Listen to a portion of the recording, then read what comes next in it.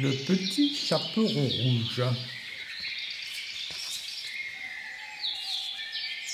Il était une fois une gentille petite fille très sage et aimée de tous. Sa maman surtout l'adorait et la chérissait sans cesse, car elle n'avait qu'une petite fille. Aussi, un jour, lui donna-t-elle un joli manteau rouge avec un capuchon qu'elle avait fait elle-même. La petite fille, ravie, trouvait le manteau très à son goût et ne la quittait plus. Elle le portait tout le temps. Aussi l'avait-on surnommé le petit chaperon rouge.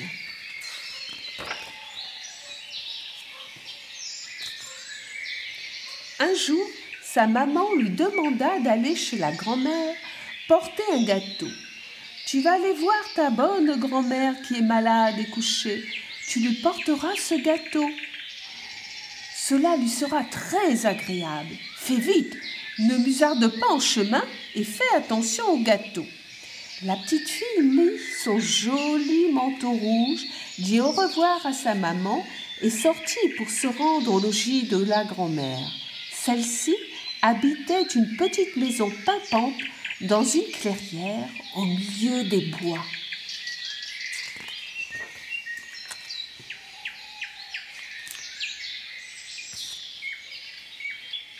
Mais dans la forêt, le petit chaperon rouge rencontra un loup. Elle ne fut pas effrayée, car elle ne savait pas combien les loups sont méchants. « Bonjour, petit chaperon rouge, où vas-tu d'un pas si alerte ?»« Bonjour, monsieur le loup, je vais chez ma grand-mère. Elle est malade et je lui porte ce gâteau. Mais où habite ta grand-mère ?»« Elle habite une jolie petite maison dans une clairière au milieu des bois. Vous devez la connaître. Pensait le loup, cette petite fille serait bien tendre. Mais ce serait plus amusant de manger aussi la grand-mère.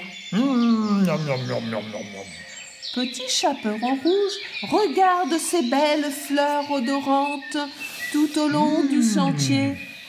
Pourquoi n'en cueillerais-tu pas quelques-unes ? Ce serait un joli bouquet que tu pourrais offrir à ta grand-maman. La petite fille pensa que ce serait très gentil. Aussi s'éloigna-t-elle du chemin pour cueillir un bouquet. Pendant ce temps, le loup fila d'un trait jusque la chaumière et frappa à la porte. « Qui est là ? C'est moi, votre petite fille. Je vous apporte un gâteau. »« Que c'est gentil. Entre donc, mon enfant. Tire la bobinette et la chevillette chéra. » Ainsi fit le loup et il entra dans la maison. Aussitôt, il se jeta sur la malheureuse grand-mère et la dévora en l'espace d'un instant. Puis, il se mit une chemise de nuit et un bonnet, sauta dans le lit et se tira les couvertures sous le nez. Peu après, le petit chaperon rouge arriva avec le gâteau et un gros bouquet de fleurs. Il frappa à la porte qui était restée entr'ouverte. « Qui est là ? demanda le loup d'une toute petite voix. « C'est moi, le petit chaperon rouge. Je vous apporte un gâteau. »« Entre, mon enfant, dit le loup de sa voix la plus douce. » Ainsi, le petit chaperon rouge entra dans la chaumière, posa le gâteau et les fleurs sur la table et s'approcha du lit. En fait, il lui semblait bien que sa grand-mère avait un air étrange.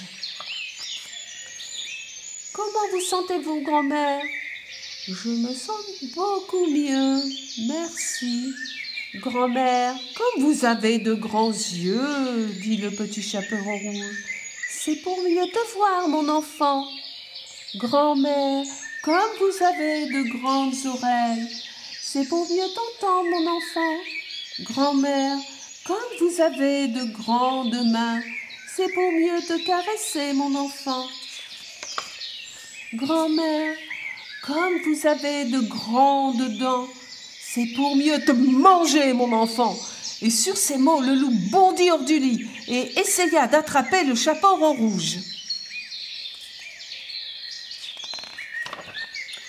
Mais, au moment où il allait se jeter sur la petite fille pour la dévorer, il se prit les pattes dans la chemise de nuit de la grand-mère et, patatras, il s'étala de tout son long.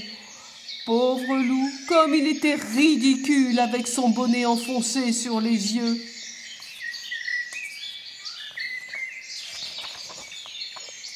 Le petit chaperon rouge en profita pour s'échapper hors de la chaumière et appela un bûcheron qui travaillait à proximité. Celui-ci attrapa le loup par les pattes de derrière et le secoua tant et si bien que la pauvre grand-mère, saine et sauve, ressortit du ventre du loup. « Ouf, nous avons eu de la chance, dit-elle, en serrant le petit chaperon rouge dans ses bras. » Pendant ce temps, le bûcheron chassa le loup qui, effrayé, alla se terrer au plus profond de la forêt, où il ne fut plus jamais parlé de lui, étant, après cette triste expérience, devenu végétarien. Quant au petit chaperon rouge et à la grand-mère, elles invitèrent le bûcheron pour le remercier de leur avoir sauvé la vie. Tout le monde se mit à table et chacun fut d'accord pour déclarer que la vie était bien agréable ainsi, après s'être régalé avec le délicieux gâteau.